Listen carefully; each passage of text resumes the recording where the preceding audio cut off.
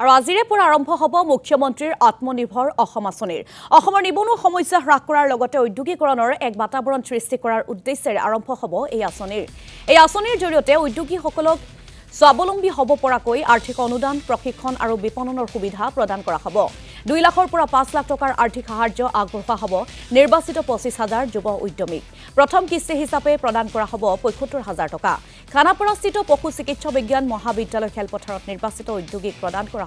হ'ব প্ৰথম কিস্তিৰ আৰ্থিক অনুদান আমি পুনৰবাৰ এই গুৰুত্বপূৰ্ণ খবৰ আপোনালোকক জনাবলৈ লৈছো আজিৰে পৰা আৰম্ভ হ'ব মুখ্যমন্ত্ৰীৰ আত্মনিৰ্ভৰ অসম আঁচনিৰ অসমৰ নিবনুৱা সমস্যা হ্ৰাস কৰাৰ লগতে ঔদ্যোগিকৰণৰ এক বাতাবৰণ সৃষ্টি কৰাৰ উদ্দেশ্য হাতত লৈছে আৰু সেই উদ্দেশ্যেৰে আৰম্ভ হ'ব এই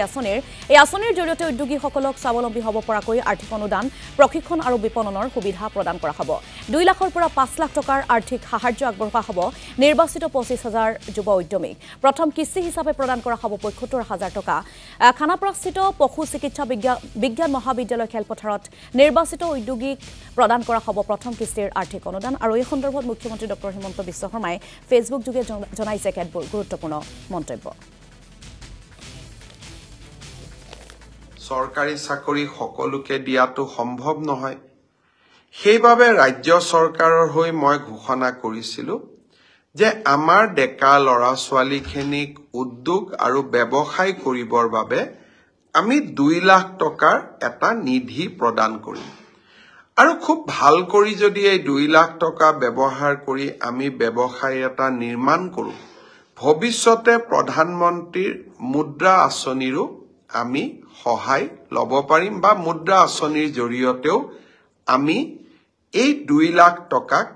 আৰু ডাঙৰ বৃহৎ পুঁজিলৈ ৰূপান্তৰ কৰিব পাৰিম আমাৰ মুখ্যমন্ত্ৰীৰ আত্মনিৰ্ভৰ অসম আঁচনিৰ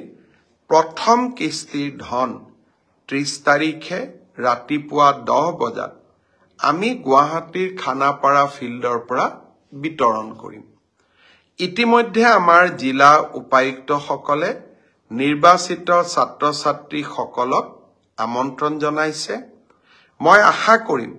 যে 25,000 নিৰ্বাচিত যুৱক যুৱতী অহা 30 তাৰিখে যাতে খানাপাৰালৈ আহে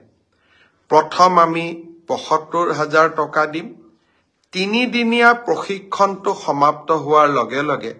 আমি আৰু 25,000 টকা নৱেম্বৰ মাহৰ ভিতৰতে এই যুৱক যুৱতী সকললৈ আগবঢ়াম পৰৱৰ্তী এই 1 লাখ টকা কেনেকৈ ভাল কৰি ব্যৱহাৰ কৰিছে তাৰ ওপৰত ভিত্তি কৰি আমি পৰৱৰ্তী সময়ত আৰু 1 লাখ টকা ছাত্ৰ যুৱক যুৱতী সকলক আমি দিয়াৰ ব্যৱস্থা কৰিম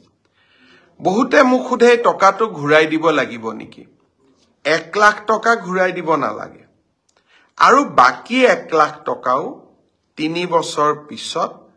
মাত্ৰ মাহত 5,000 টকাৰ এটা সৰু ইনষ্টলমেন্টেৰে 5 বছৰ সময় আমাৰ 5,000 কৰি আপোনালোকে লাহে লাহে এই পইচাটো আমাক উভতাই থাকিব